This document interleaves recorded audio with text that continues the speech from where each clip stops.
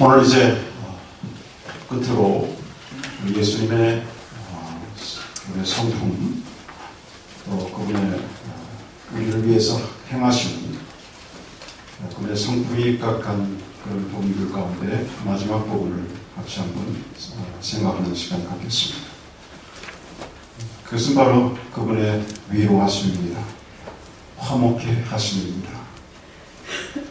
그리고 우리가 살아가는 세대는 참 어찌 보면 따뜻한 사회 같지만은 참 각박한 세대를 우리가 살아가고 있는 것이 사실입니다. 많은 경쟁의 시대, 그러니까 수많은 경쟁 속에서 긴장감을 가지고 살아가야 하는 것이 우리 현대의 우리 모습이 아닌가 싶습니다. 심지어는 교회들 간에도 경쟁이 있습니다. 신앙 안에도 경쟁이 있습니다. 그래서 그런 것들을 현대인들은 당연시하고 그냥 운명처럼 받아들이고 경쟁하며 살아가는 그런 사람들인지 모르겠습니다. 얼마 전 한국의 뉴스를 보니까 한국의 구급 공무원을 뽑는 시험을 보는데 무려 지원자가 얼마나 많이 몰렸는지 한 명을 뽑는데 93대 1의 경쟁을 갖고 있어요. 그러니까 구급 공무원 하면 좀 심하게 표현하면 말단 공무원이에요. 전에 같으면 아마 그렇지 않고 그냥 들어갔던 것 같은데 공무원에 대한 어떤 여러 가지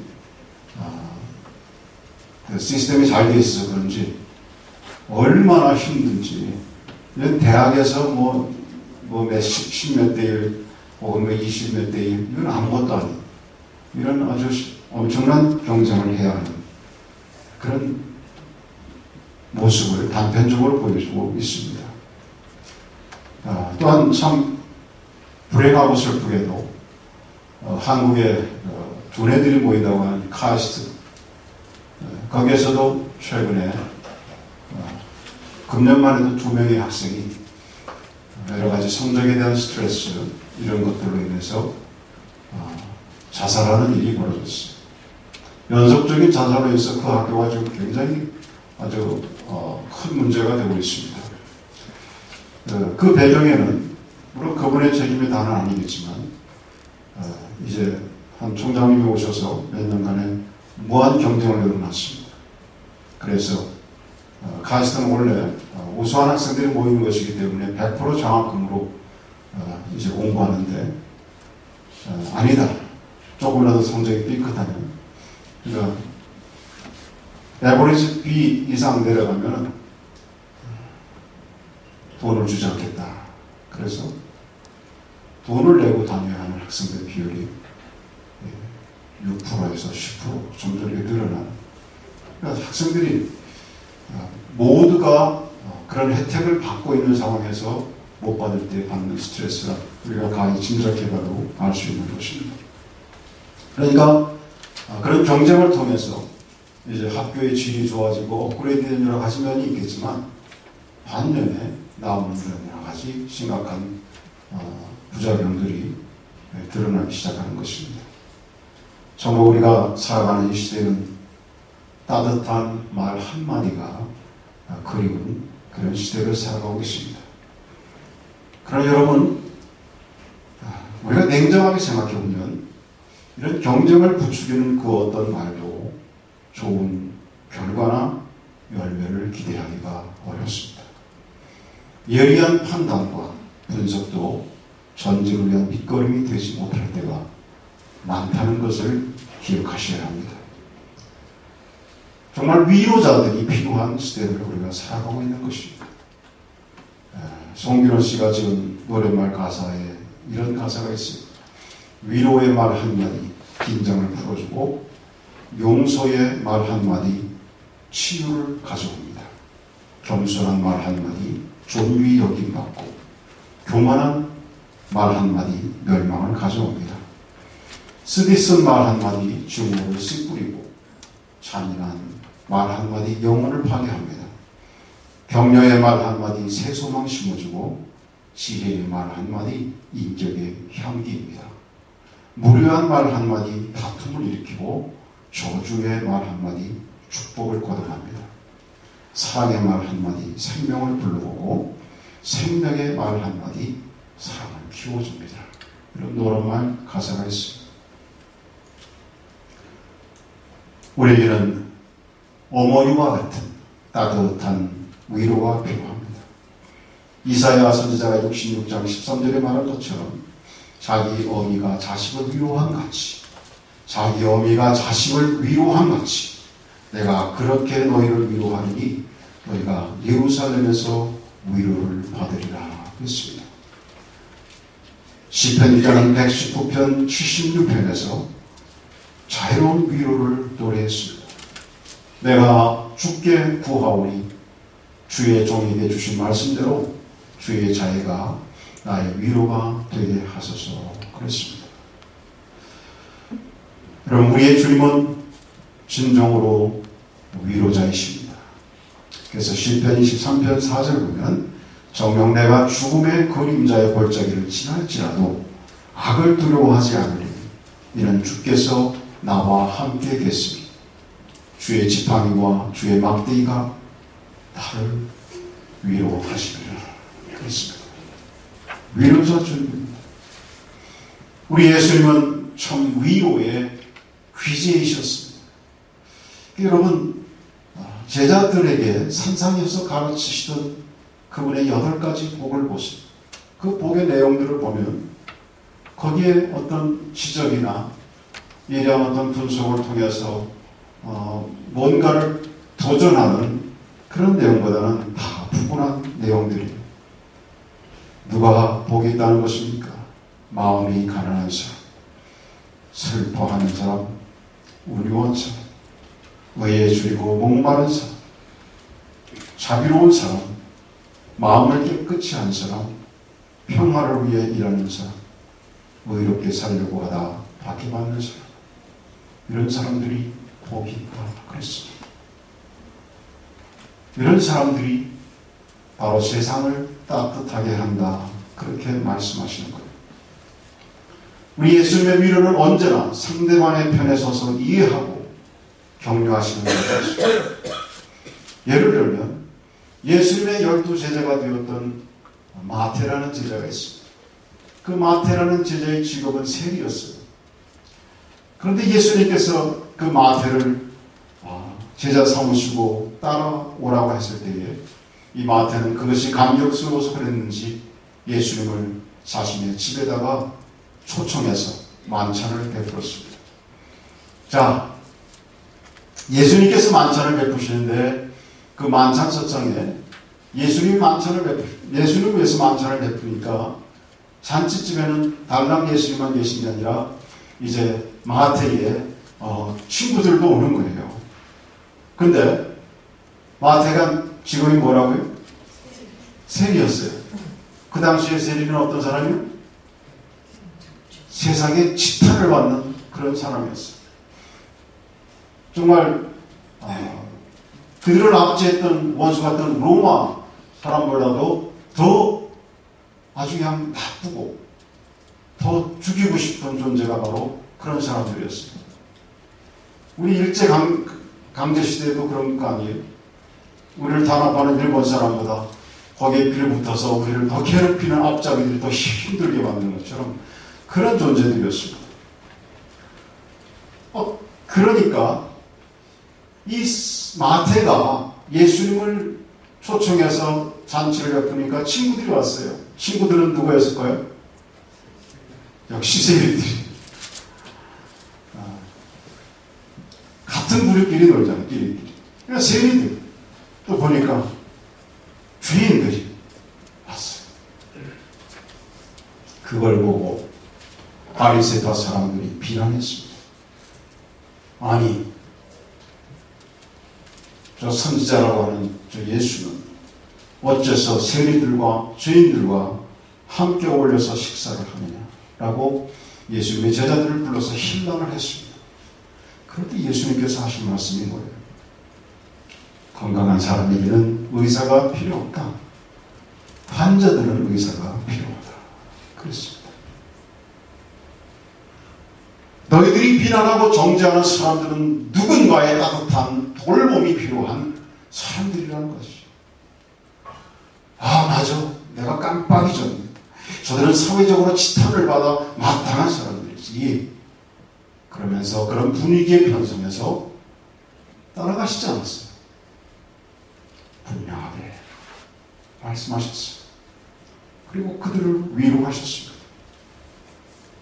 그리고 정확한 어떤 메타포, 비유를 통해서 무엇이 그들에게 위로의 말이 되는지를 예수님은 아셨던 것입니다. 우리 주님은 늘 소외계층을 돌아보고 위로하고 또 새로운 소망을 갖게 하셨어요. 그래서 예수님의 사역을 보시면은 과거의 그 역전분이 되시는 걸 통해서 과부를 위로한다든지, 또 소경 바디모의 사건을 통해서 소경 그 당시에 따돌림 받는 그런 사람들을 위로하고 문제를 해결해 준다든지, 또 다른 세리인 삭개오를 따뜻하게 품어주신다든지, 이런 걸 보면서 주님은 항상 위로가 필요한 곳에 계셨고, 그리고 위로를 주셨던 분입니다. 여러분, 우리는 이 예수님의 사역을 통해서 이 예수님의 위로의 그 속성들을 한번 오늘 잠시 본다면, 가장 두드러진 건 뭐냐면, 우리 주님은 세밀한 분, 작은 것도 지나치지 않으셨다고 하는 거예요. 그 예를 과부의 헌금을 통해서 한번 생각해 보겠습니다. 마가복음 12장 41절로 44절에 보면 거기에 한 과부가 헌금을 합니다. 근데 그 헌금은 보니까 두 랩돈이다. 두 고드란트 그랬어요. 랩돈이라고 하는 것은 그 당시에 헬라의 화폐 단위 중에서 가장 작은 단위의 돈입니다. 여러분이 친숙한 데나리온이라고 하는 화폐 있죠? 데나리온은 원 데나리온이 하루 사람의 임금 품삯이에요. 근데 이 랩돈이라고 하는 돈은 데나리온의 한 200분의 1도 안 되는 그런 돈이에요. 그러니 두 랩돈이라고 해봐야 100분의 1도 안 되는 그런 아주 작은 돈. 그러니 1불도 안 되는 그런 돈이다. 그런 얘기죠. 요즘으로 환산하면. 그런 적은 돈을 헌금을 하는데 예수님께서 말씀하시기를 그 과부가 그렇게 보잘것없는 헌금을 하는 과부를 바라보면서 어쩌면 비웃는 듯한 표정으로 저거를 헌금이라고 하고 있나.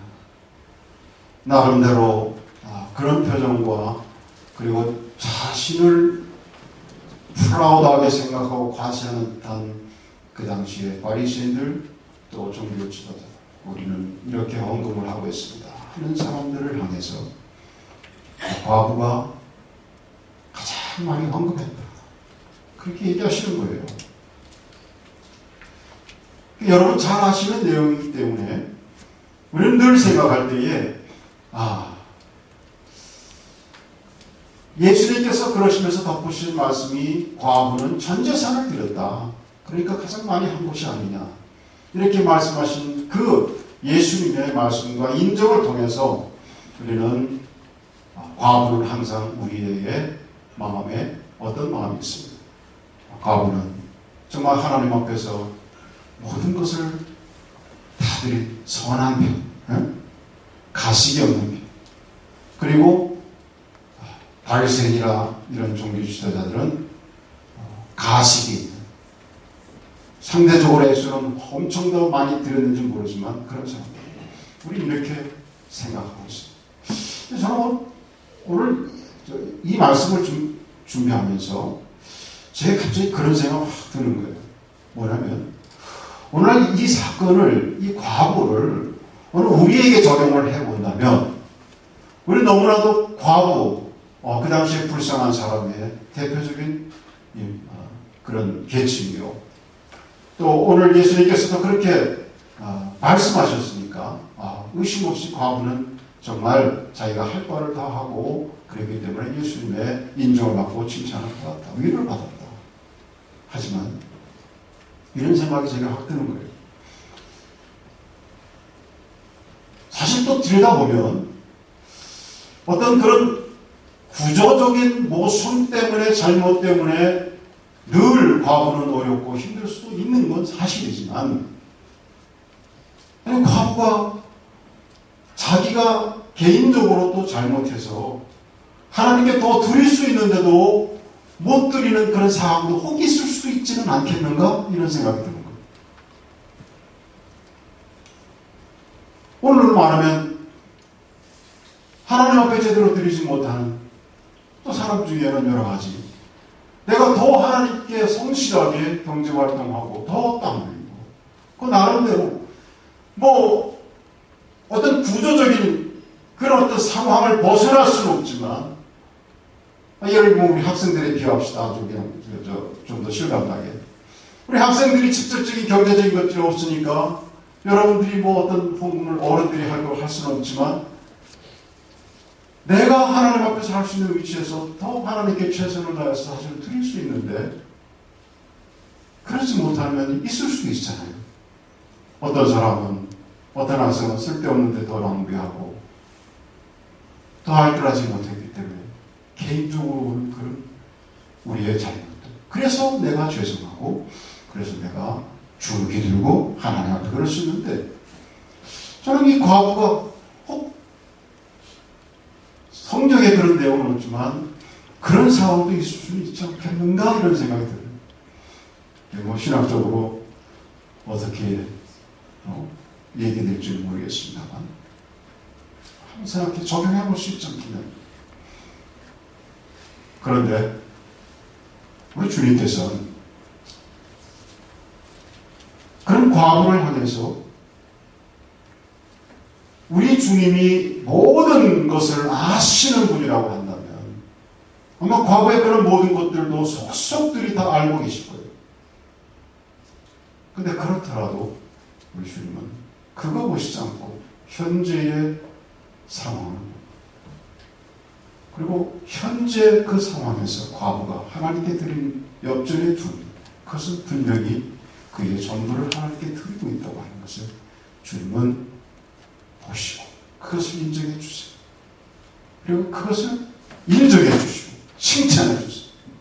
위로해 주세요. 그래 너 어려운 텐데 용타 어떻게 그렇게 했냐. 우리 그렇게 생각해 볼 수 있잖아요. 그렇죠? 위로라고 하는 것은 그런 것입니다. 위로라고 하는 것은 정확하게 그 사람이 어떤지 그 상황을 분석해서 이 사람은 위로받을 수 있는 사람, 이 사람은 자기의 행위가 지금 그럴 만한 어려움을 겪을 수밖에 없는 상황이기 때문에 야단마저도 싼 사람, 바른 판단이고 분석일지는 모르지만 그것이 우리 주님께서 가졌던 위로의 모습은 아니셨다고 하는 것. 주님은 세세한 부분, 아주 작은 부분들을 주목하시고 그리고 전의 것을 개의치 아니하시고 덮어주시고 그리고 용기를 북돋아주시고 세워주시는 그런 모습을 우리가 우리 주님의 위로에서 볼 수가 있다는 것입니다. 여러분 오늘 저와 여러분들도 이런 위로가 필요하지 않겠습니까? 우리의 가족의 식구들을 위해서 성도 간에 또 우리가 거하는 이웃을 향해서 우리는 이와 같은 주님과 같은 위로가 분명히 필요한 줄 믿습니다. 저는 그 소경 바디메오의 사역을 통해서 우리 주님께서 어떻게 위로하셨는지를 한번 구체적으로 볼 수가 있었습니다. 마가복음 10장 46절로 56절에 보니까 그 소경 바디메오를 주님께서 눈뜨게 하는 과정들이 그려져 있습니다. 한번 저와 함께 한번 같이 마가복음 10장 46절 52절 한번 같이 찾고 편호심 한번 같이 보시면 좋겠습니다.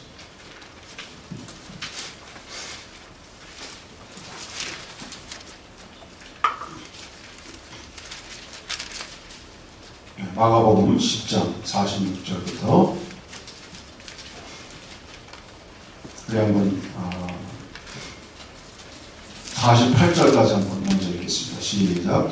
저희가 여리고에 이르렀더니 예수께서 제자들과 허다한 무리와 함께 여리고에서 나가실 때에 디모의 아들인 소경 거지 및 바디오가 길가에 앉았다가 나사렛 예수 주시는 말을 듣고 소리 질러 가라되 다윗의 자손 예수여 나를 불쌍히 여기소서 하거늘 많은 사람이 꾸짖어 잠잠하라 하되 그가 더욱 심히 소리 질러 가라되 다윗의 자손이여 나를 불쌍히 여기소서 하는지라. 자, 소경 바디메오가 예수님을 컨택하려고 무지개를 쓰고 있습니다. 많은 사람들이 조용히 하라고 합니다. 너 왜 그러느냐? 왜 지금 분위기를 물란케 하느냐? 막 제지합니다. 그런데 49절 시작. 예수께서 머물러 서서 저를 부르라 하시니 저희가 그 소경을 부르며 이르되 안심하고 일어나라 너를 부르신다 하며. 자, 첫 번째 우리 주님의 위로하심의 구체적인 모습을 보니까 초청하셨어요. 저를 부르라. Call him. 저를 부르라.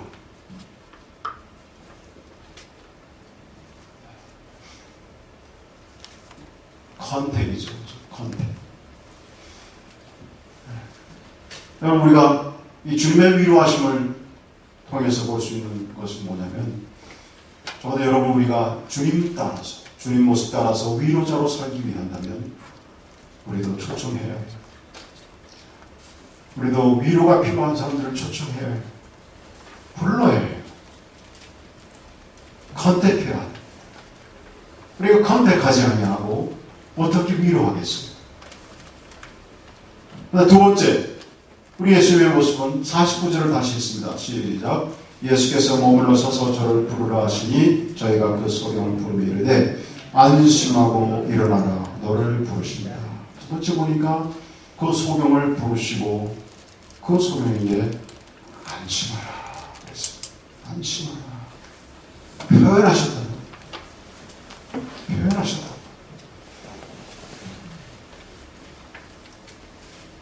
encourage. 그렇죠. 절망 속에 있는 사람들에게, 희망 없이 살아가는 사람들에게 불러서 괜찮아요. 희망이 있어요. encourage. 표현해줬어. 우리 예수님은 그걸 너무나도 잘하셨어요. 그 소경 바디모에게 불안에 떨지 마라. 괜찮아. 이제 됐어. 안심해라. 치료로 그를 기쁘게 하고 그를 세워줬어. 그 다음에 세 번째 마지막으로 어떻게 하셨어요? 우리 50절 51절 있습니다. 시작. 소경이 겉옷을 내어버리고 뛰어 일어나 예수께 나오거늘 예수께서 일러 가라사대 내게 무엇을 하여 주기를 원하느냐. 소경이 가로되 선생님이여 보기를 원하나이다. 52절 예수께서 이르시되 가라 내 믿음이 너를 구원하였느니 하시니 저가 곧 보게 되어 예수를 길에서 쫓으니라. 아멘. 세 번째 필요를 채워주셨어. Provide, contact, encourage, provide. 이것이 우리 예수님의 구체적인 위로의 모습이었어요. 여러분, 우리는 우리 주님의 그 위로자 되신 주님을 따라가면서 저와 여러분들도 바로 이런 구체적인 위로의 위로의 사람들이 되어지기를 주의 이름으로 축원합니다. 우리 주는 또한 화목케 하시는 예수님이셨습니다. 예수께서는 이 땅에 화목하시는 분으로 오셨습니다. 요한복음 16장 13절 보시면 내가 세상에 온 것은 평화를 주려 함이라 그랬습니다. 이사야서 7장 14절에 보시면 하나님께서 일찍이 하나님의 사람들을 통하여 화평의 언약을 세우시겠다고 약속하셨고 그 약속을 이루시기 위해서 이 메시아를 보내실 것을 약속을 하셨습니다. 여러분, 우리 예수님께서 이 화평을 이루시는, 화목을 이루시는 일들 가운데 표현된 가운데 사도 바울은 에베소서 2장 15절 16절에서 아까 민윤희 집사님이 봉독한 거기서 참 잘 드러나 있어요.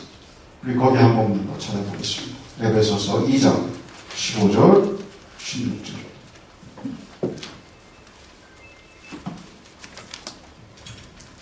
에베소서 2장 15절 16절. 여러분 다 같이 읽습니다. 15절 먼저 시작. 원수된 것 곧 의문에 속한 계명의 율법을 자기 육체로 폐하셨으니 이는 이둘로 자기의 안에서 한 세 사람을 지어 화평하게 하시고 원조까지. 자, 예수님께서 지금 이 내용의 배경은 그것이에요. 유대인들과 이방인들과 갈등이 있어요. 유대인들과 이방인들이 에베소에 있는, 그래서 사도 바울이 볼 때에 도저히 이들은 물과 기름 같아요. 원래 그렇지 않습니까? 그 존재가.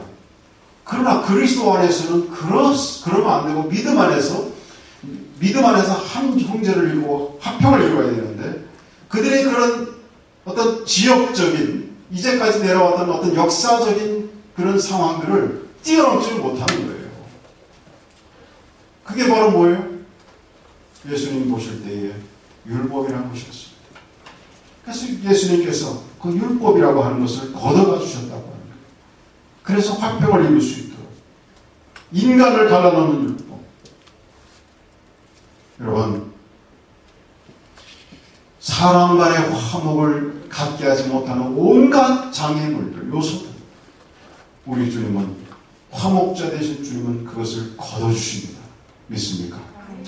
그렇다면 우리 주님을 따르는 우리가 마찬가지로 화목을 반대하는 그런 온갖 율법과 같은 그런 장애 요소들이 있다면 우리도 마땅히 걷어내야 할 줄 믿습니다.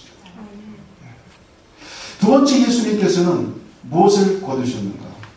16절 다 같이 시작.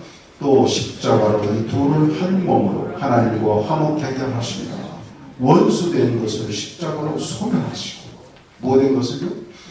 원수된 것을. 이것을 쉬운 성경이나 현대적인 표현 보니까 서로 미워하는 것을 십자가로 소멸했다 그랬어요. 그러니까 미움의 마음을, 미움의 벽을 갖다가 우리 주님께서는 거두셨다고 하는 거예요. 미움의 마음. 여러분, 사람이 어떻게 예뻐지죠? 네? 사람이 어떻게 예뻐지나요? 천생적으로 이쁜 사람만 이쁜 거예요?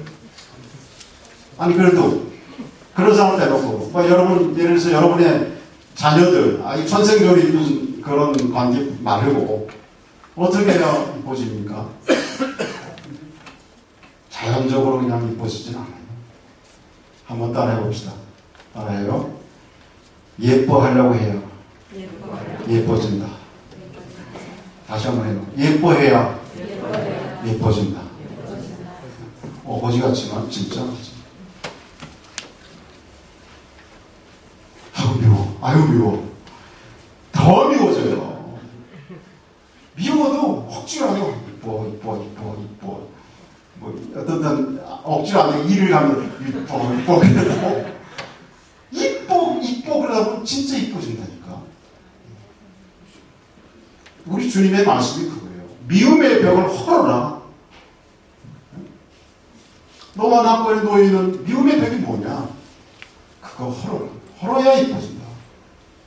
그 말은 어떻게 헐어요? 이뻐해야죠. 이뻐해가지고.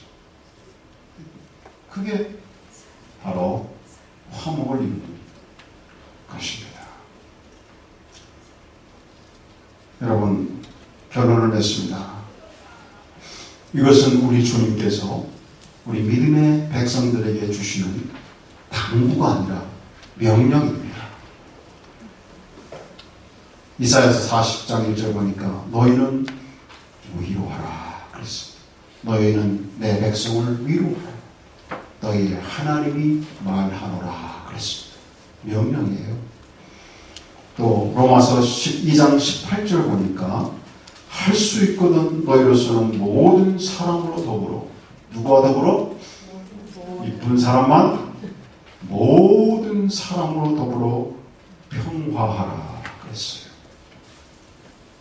성경은요, 오늘 이 시대가 안고 있는, 이 경정 시대가 안고 있는 이 난제를 풀어주는 유일한 진리의 말씀인 것을 여러분 믿으시기 바랍니다. 그렇다면 바로 이것이, 오늘 이 시대는 예리한 분석과 뭔가를 조치하고 뭔가를 들춰내서 시시비비를 가려서 그래서 유추된 어떤 결과를 통해서 새로운 것을 세우는 것, 뭐 그럴 수 있겠죠. 그러나 그거보다 훨씬 많이 더 필요한 것입니다. 그럼에도 불구하고 우리 주님이 그 과부를 그저 칭찬하고 현재 그의 모습을 통해서 인정하고 세워나갔듯이 믿음의 사람들은 진정 이것이 이 시대의 우리의 사명이요, 우리가 가져야 할 믿는 사람의 바른 태도인 줄 믿습니다. 진정 위로의 귀재이신 주님을 닮아가시기 바랍니다. 화목케 하는 귀한 역사를 위해서 십자가까지 지고 돌아가신 저 원수 같은 자들을 목전에 두고도 그들을 티쟁하지 않고 그들을 블레임하지 않고 그들을 향해서 용서의 손을 베푸시고 묵묵히 십자가를 지신 주님은 화목케 하시는 주님이십니다. 이와 같은 놀라운 주님을 닮아가는 우리 은혜교회 모든 성도 되시기를 주님의 이름으로 축원합니다.